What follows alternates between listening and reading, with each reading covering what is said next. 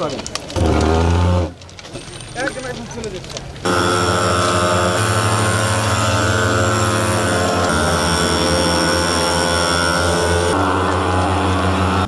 জঙ্গল তো রোডে প্রচুর জঙ্গল।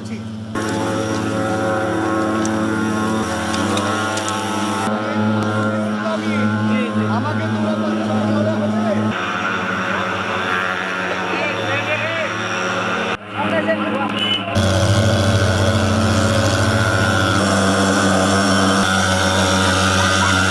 তিনি নিজে থেকে আমাদের খোঁজ খবর নিয়ে গেল, আমরা কিভাবে চলছি ফিরছি থাকছি এটা দেখে গেল এবং বাথরুমের ইয়েও করে গেল আমাদেরকে। এই মশার ওষুধটা যেন বন্ধ না থাকে আহ্বান জানায়।